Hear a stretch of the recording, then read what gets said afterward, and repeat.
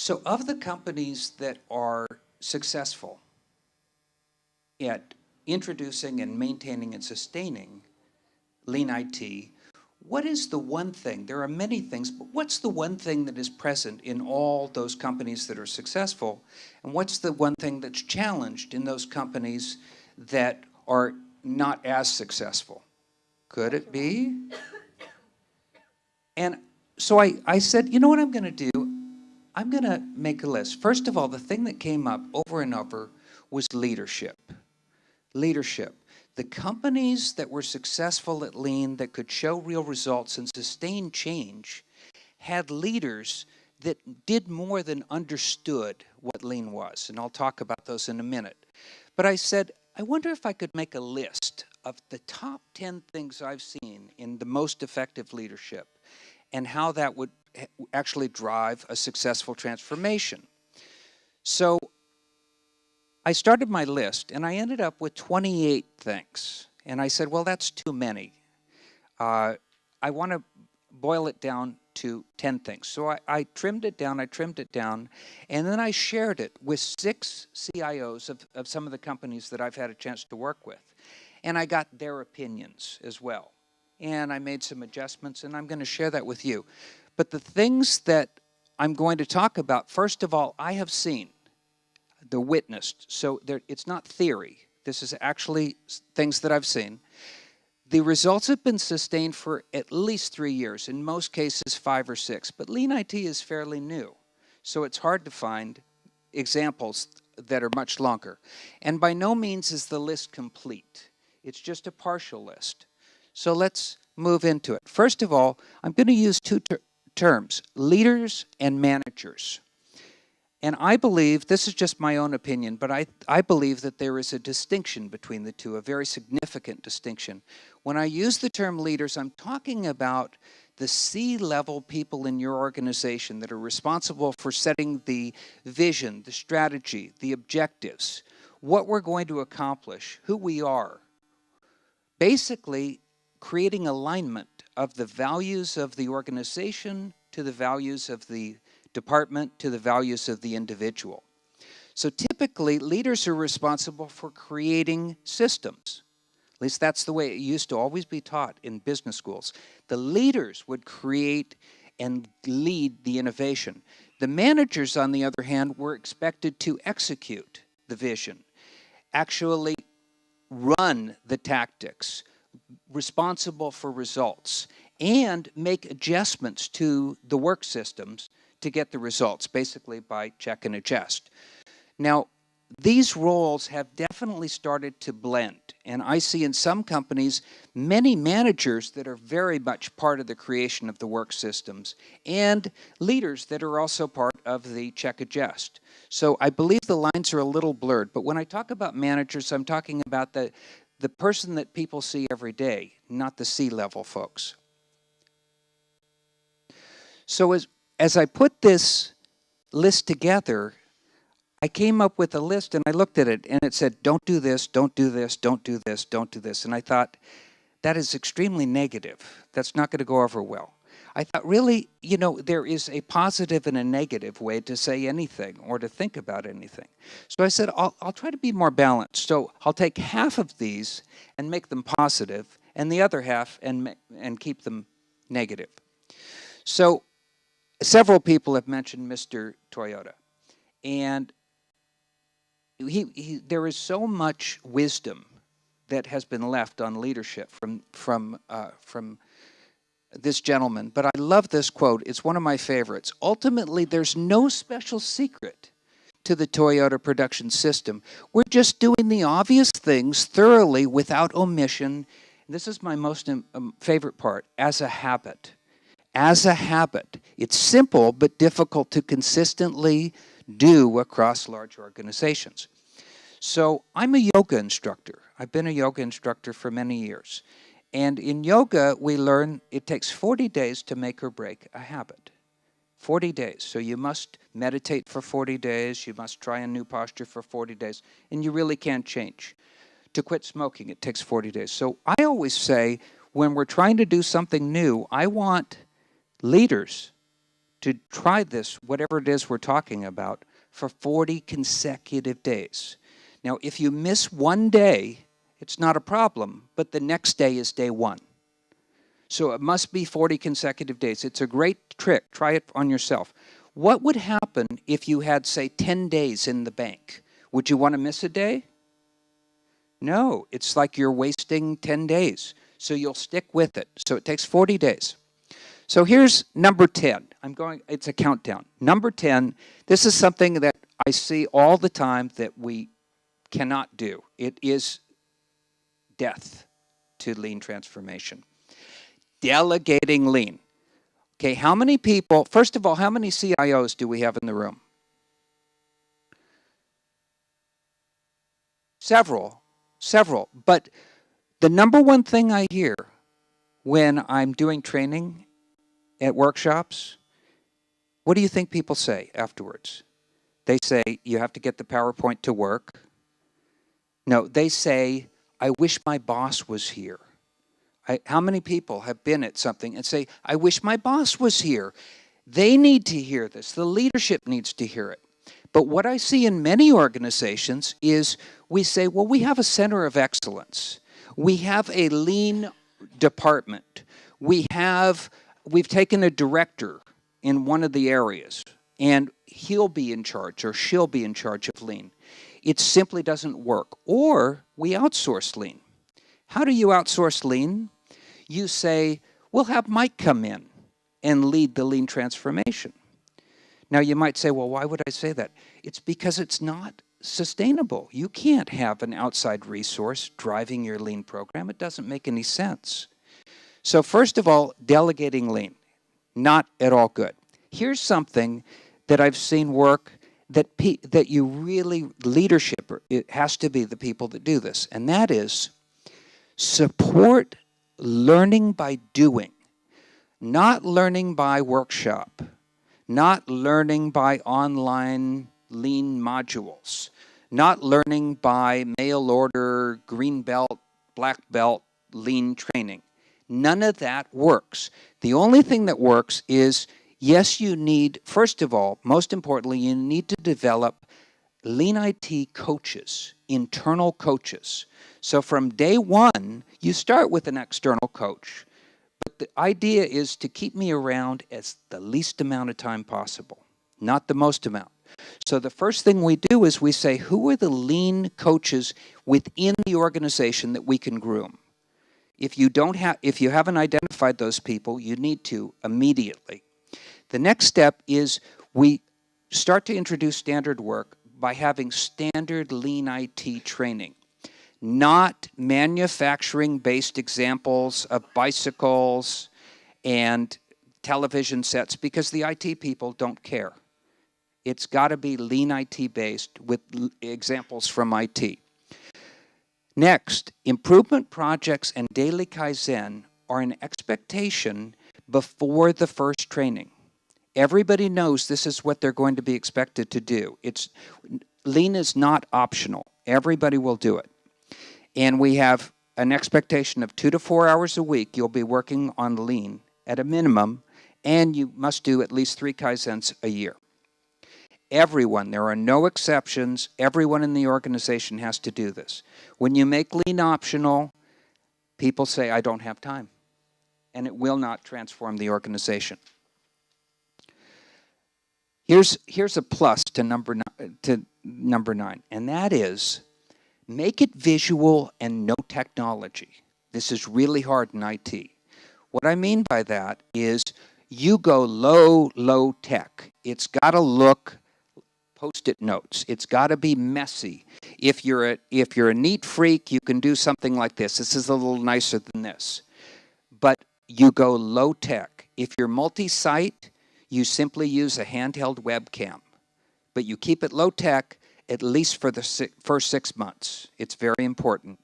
The IT people want to put it in SharePoint and they want to automate, and that's not the point at all. Number 8, believing that leading is the same thing as command and control. I see this all the time. The idea is leaders actually go out and they say, we are doing lean. Now go do it. They don't explain why they're doing lean, what the purpose is, and they don't have a consistent message. Some people call it an elevator speech. So I'll go to an organization and I'll ask 10 people, why are you doing lean? And I get 10 different answers. That's not good. It confuses people. It's not respect for people. Leading with humility is all about saying, I'm a leader, but I'm learning too. I don't have all the answers, and I'm comfortable with that. A lot of leaders are not used to that at all. They feel that it's a purpose to be strength. To be strong, we put up a facade up, and we pretend we know what we're doing. It's also involving everyone in the organization, respect for people. So here's a plus. Number 7, having a strategy and communicating it. I can't tell you how many companies I've been in where I love to talk to the people on the shop floor in IT, the people that are running the service desk, the people that are writing the code. And I ask them this simple question: can you tell me how your work contributes to the goals of the organization? Guess what I get when I ask that question? A lot of blank stares. A lot of people that cannot articulate how their work contributes to the goals of the organization. When I ask them what is the strategy of the company, they sometimes know, but if I ask them what is the strategy of IT, often they have no idea. We must communicate this, and in the best companies, what I've seen is the role of the manager is to articulate the strategy in terms of daily work, to always put work in the context of strategy. This creates alignment. So what we want to do is make it clear how your work contributes to your team, your department, to IT, to the division, to the company, and in the best organizations I've seen, people can explain how their work contributes to the community. That's a sense of purpose, and it really drives much better culture. Here's a bad one. Not understanding what you're getting into before you announce to your organization that we're doing lean. So I see this a lot. We really don't know what it's going to take to get the job done, but at a town hall meeting, the CIO stands up and says, we're doing lean. We're doing lean, and you'll be hearing more about it in the future weeks. Your manager will tell you about it. But what they don't know or don't understand, perhaps, is the level of commitment, the amount of time, the potential amount of money, and the challenges that are ahead. See, typically we downplay the challenges. This is hard work. I mean, we've been talking about it for 2 days. This is very, very difficult. The culture in many organizations is command and control in IT. There's a lot of fear in IT. If we're really honest about it, I've worked in IT for many years. When we have problems, what do we do in IT when we have a problem? What do? Somebody said we hide it, or we fix it as quickly as possible. Then we go to our boss and we say, well, yesterday the database was down, but it's okay now. Correct? So we have a culture where problems aren't transparent, and there's a lot of blame that goes around. So you've got to realize what the culture is, what the politics are, the momentum, the inertia, and the fact that you are going to have failures and setbacks. And I don't believe most leaders realize what they're getting into. So at the first bump in the road, they can't handle it. Here's an important one, and I don't see this very often, but in the companies that have done this right, they've got huge gains. Involve the leaders and the managers in lean training before the staff. Why is this important? The reason it's important is when you take your staff members and you give them lean training, they run out and they're all excited and they fill in an A3 and they've got a value stream map, and who do you think they go to with questions? The manager. And the manager knows this much about lean. In many companies, they've had maybe 1 hour or 2 hours of training, but the team just had 3 days of intensive Kaizen. True? I see people shaking their heads. Then we all run to the manager, and we say to the manager, I have a question on my A3, or I don't really understand flow. Can you help me? And what does the manager do? The manager is terrified. They have no idea what they're talking about, and the manager feels threatened. Now, here's an important point, and it's so obvious, but we don't talk about it. People do what their manager talks about. It's plain and simple. If I go to my manager and my manager says, how are you doing on your project? Have you done your time report? When are you taking holiday? How's your family and children? But my manager says nothing about lean or continuous improvement. What does that tell me about lean? It says it's not important. Who do I need to make happy to be happy in my job? One person, and one person only. It's the manager. So we have to have the managers on board. The only way the managers are on board is if the C-level people, if their bosses are on board. So basically what I'm saying is the CIO and his leadership team must be able to teach and coach Lean IT.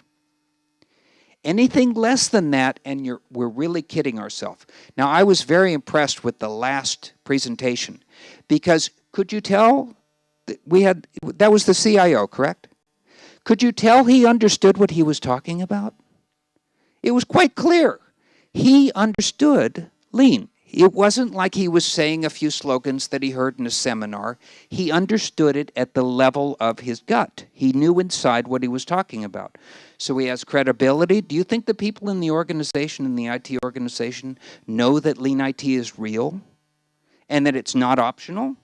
It's clear. So they have the results.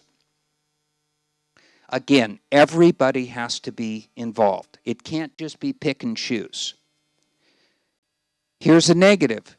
Not managing IT and information as an integrated value stream. Now, we've talked a lot about this over the last 2 days. But IT is so siloed. We have so much focus and expertise in our technology areas that we don't know or appreciate the flow of information. So we focus on silos. We also, I believe, are missing the point with ITIL. We're missing the point with ITIL. How many people are ITIL shops here? A couple? A few? Okay, so ITIL is wonderful. It's a framework of better practices. There's some good stuff to it. However, on my next slide, I'm going to point out that I don't think we're practicing what we're being certified in ITIL. But we basically need to start involving our customers and our end users in all our Kaizen work, not just part of it. And we saw in the last example, that company is certainly doing it. Here's an important one I'm not seeing in many companies. We need to start managing information as a precious asset, as an asset. So how do we manage our financial assets? Very tightly. We have accountants, we have audits, we have standards. How do we measure our physical assets? Very tightly. We record them, we track them, we appreciate or we depreciate them. How do we measure our and monitor and manage our information assets? Very, very loosely. Too much of the information is tribal knowledge, and when those people retire, we're going to be in big trouble. So I believe leadership needs to really start looking in terms of a value stream and an IT asset. Now, I mentioned ITIL. I'm not going to read this slide to you, but if you go back and look at the original ITIL literature, it's beautiful. But what it describes is a business value created stream where we align IT strategy, we design that strategy and the manifestation of that strategy, we plan a change management transition, and then we launch. This is a beautiful model. But guess what most people are doing with ITIL? They get certified, and then they forget all about this. Once you pass the test, it's gone. Guess where we live? We live right here. We live in this small little corner of the ITIL world, which basically says, this is operations, this is development over here. And we squabble and fight, but basically we just fight fires all day. It's reactive. It has very little to do with lean or continuous improvement. The answer's in front of us. I mean, you know, when I saw this ITIL model, I said, this is a beautiful thing. What planet do these people live on? Because it's not most of the companies that I work at. So, number 3, developing your people.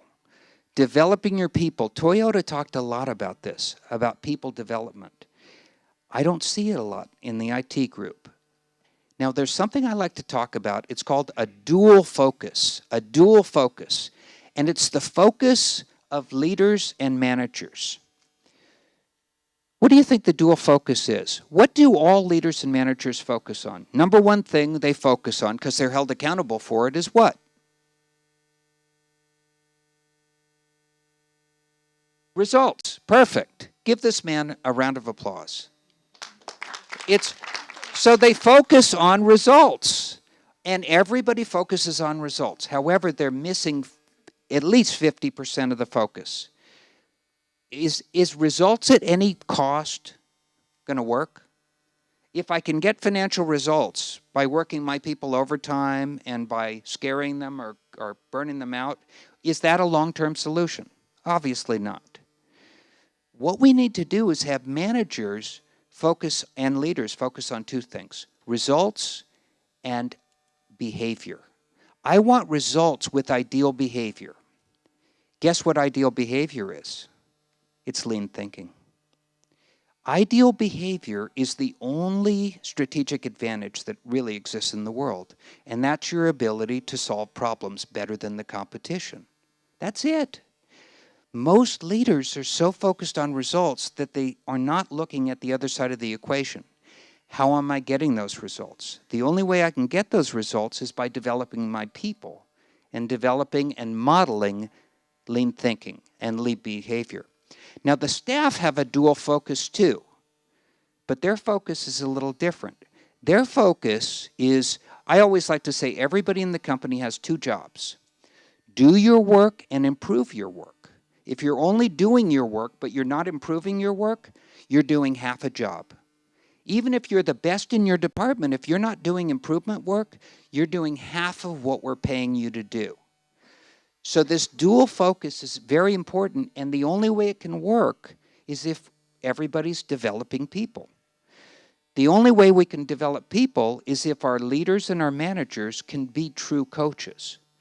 You can't be a true coach if you don't understand deeply and if you haven't done it yourself. You can't do it. Number 2, this is common, not actively going out and building trust among your employees. First of all, trust requires people to feel safe.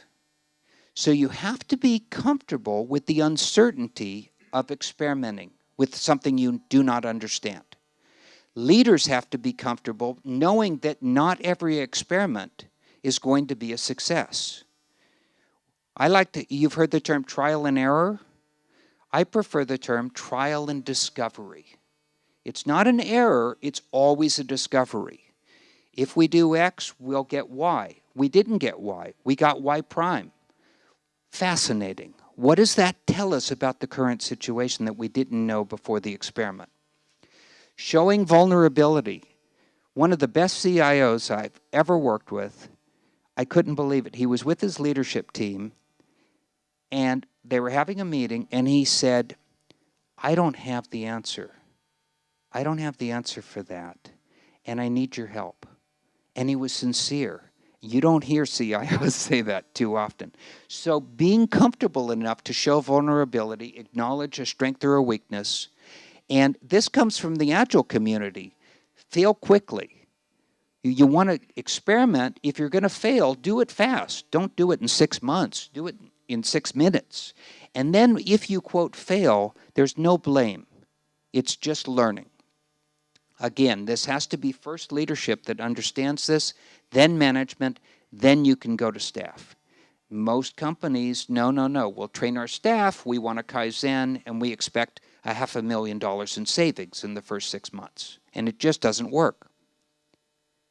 Number one, leading by example. Leading by example. The only way that I've ever seen this work is leadership participates in the training, in the Kaizen, in daily PDCA. They show up to the report outs, and they come to the stand-ups. So has anybody ever heard of the three-tier communication system? Three-tier communication, daily stand-up. You know daily stand-up? So at the daily stand-up, who's at the daily stand-up? The team. Okay, they meet usually between 8 and 9 o'clock. It depends on the team. It's a 10-minute stand-up. They go over what they're going to accomplish for the day. This is familiar. We all know this. What happens at 9 o'clock? Who gets together for the next stand-up? It's all the team leaders. They get together at the next stand-up, and guess what they do?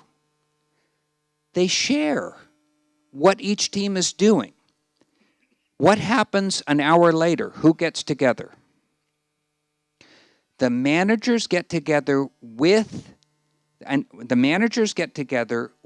representatives of the leadership team. Usually rotates. At one company, they did this every day. Who do you think was the hardest people to commit to a daily stand-up? It was the leaders. It took 6 months. 6 months of whining and complaining before they did it. Now they won't stop doing it. Why? Everybody knows what's going on. They've eliminated over 50% of the standard meetings at the company. Meetings are killers. We all sit in meetings all day, and you can't do your work because you're in a meeting. Why do you think they were able to eliminate over half the meetings, the ones that are on your calendar every week? Why do you think they were able to eliminate them? People would go to the meeting and they would say, we already know that because we had our stand-up today. We know that there's a particular problem. We know that we're not going to be ready for the audit. We know that there's a challenge with the launch. We know that department's working overtime. We know we had a plant go down because they're talking every single day. So it's changed the game very much. Am I out of time? Oh, thank you. If you want to read some really good material on leadership, get on the lean.org site and look up Michael Ballet. Incredible, incredible work. I told him today, I said, I'm the latest member of your fan club. And he said, I don't have a fan club. I said, now you do. So one of the things, so you can go back. You really should read some of his material. It's very good. One of the things he points out, and I talked to him about this a couple of days ago. He says, I don't even remember saying that. I said, well, it's in writing. You did. He said, when leaders go out, they really should be focusing on variability, Mura, and overburden, Muri. Because really, if you think about it, people at the staff level don't have the authority to really make an impact, particularly on overburden or variability. But what we need to see is leaders out in the workforce talking to people. And at first, people are very terrified. What would happen if the CIO walked up to you and said, how's it going? What do we typically say? If somebody of authority comes up and says, how's it going? What do we say? Fantastic. I was at one group, we were at a stand-up. They had just reported a lot of problems. And then it wasn't even the CIO, it was the IT director. He came up and he said, how's everything going? And the same group said, just great, just wonderful. And it was like 2 minutes later, they were in total denial. So this takes some time. For leaders to be accessible and people to be honest. But leading by example is so important. The only way people can lead by example is if they really understand what they're talking about. So something else from Toyota, which is beautiful. He said, even when top management makes a decision, their role is merely to wave the flag. It's of no use if people don't follow. So think about the people you've followed in your life. They inspire you because they're genuine. They inspire you because they're credible. And to be genuine and credible, you must know your stuff. That's why lean can't be delegated. That's why we need leadership and managers that really are lean experts. The only way you can do this is to jump in and start swimming. You have to get wet. It's the only way. So what can you do? You might be sitting here and saying, well, now I'm thoroughly depressed. Thank you very much.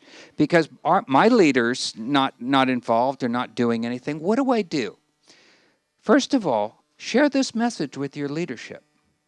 If it's dangerous, send it to them anonymously.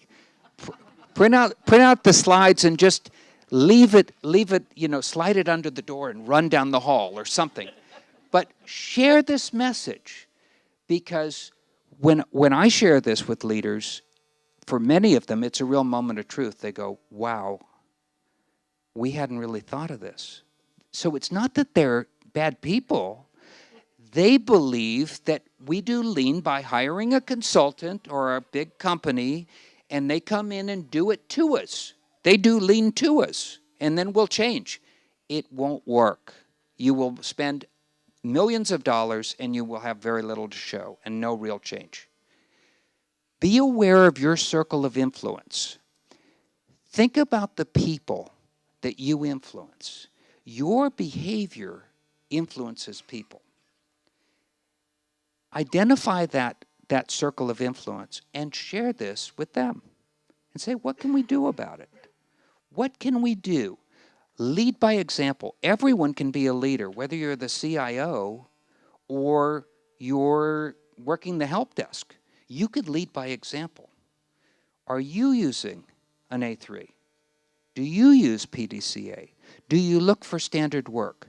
Do you ask yourself the degree of variation in the work I'm doing? Do you ask yourself how much tribal knowledge is buried in the work I'm doing? You can do this at any time. Here's 3 quick wins. Well, not quick, but 3 key wins that I've repeated at several companies that work quite well. Clues on where to look. Look for the on-ramp. The on-ramp is all the ways that demand comes into IT. You know what I mean by on-ramp? An on-ramp in the States is the road that goes onto the freeway. That's the on-ramp. So what is the on-ramp for IT? That's all the demand. Is it a ticket system? Could be. But what is the black market for IT? You know what I mean by the black market? Phone call, email, stop in the hall. What's that? Yeah, it could be anything at all. Okay, the first thing you need to do, get control on the on-ramp. Get control. Now, there's another on-ramp that we create in IT. It's called failure demand. It's when our solutions break and we have to fix them. So this is one key area to do Kaizen on that really makes a big impact very quickly. The next one is focus on quality and speed over cost and functionality.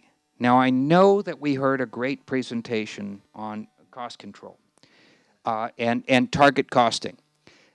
I don't start there, particularly in IT, because I've seen what happens. If you walk into IT and you say, we're cutting costs by 50% because that's our new target, and it's either red or green, now go. What happens in IT? People freak out. Very good. That's the technical term. He said people freak out because they say, you're cutting my job, and they get scared. Okay, if people think, whether it's true or not, that you're starting to eliminate jobs, who goes and finds a job just like that? Your best people. Your very best people, they walk out the door, and you go, our expert in the Oracle database is gone. And he wrote nothing down. It was all in his head. And we're in big trouble. So I always lead with quality. If we lead with quality, we reduce rework, we free capacity. And then post-implementation reviews are rarely done properly. Who does a post-implementation review? Okay, we all do them, and they're called lessons learned, but they're not. I call them lessons documented. So we write this beautiful report, and we say, we didn't do this, we didn't talk to the customer, we didn't do integration testing, we didn't do regression testing, we failed to consider the needs of the end user, we didn't do proper user acceptance, whatever it is. And then we take that and we put it in SharePoint. And you might as well have not done it at all. It's a total waste because we're not learning anything. So this is a good one to do a Kaizen on. Look at your post-implementation review process. And here's a clue, what visuals can we use to ensure that lessons learned are learned and used next? And let the team discover how to make it visible. So these are just 3 areas. There's so many, but this is a great way to get started. So next steps, here's your homework. Reflect, check, adjust. So ask yourself in your organization, what is working and what's not working? What's working right now? I want to see more of that. But what's not working?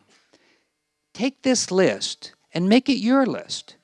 Maybe you disagree with all 10. That's okay. Come up with your list. What do we need from leaders and managers? Because they are the leverage point. If they're not on board, it's just wishful thinking. I've done this for too long, and I've seen the ones that don't work, and I reflect on myself, and I say, I know what I did wrong. When I showed up, the client said, we just want you to work with a few teams, but leadership's too busy. And I said, okay, fine. And that was a mistake. It was a huge mistake. So please don't do that. Keep learning. If you're not looking at an A3 every single day, you need to start. You need to start. So it's so easy. Have a piece of paper in your back pocket. Start an A3. 40 days. See if you can go 40 days looking at an A3 every day and asking yourself, what is the problem I'm trying to solve? What do I know about the problem? Do I have supporting data? What's the current condition? Here's a couple of great questions. What do I know? How do I know it? And what do I need to know? Great questions to kind of go deeper. And finally, add to this list and share. Share. There's a great community out on LinkedIn or Twitter. Share these ideas. It's the only way we get better is by learning from each other. Thank you very much. I hope you enjoyed the workshop.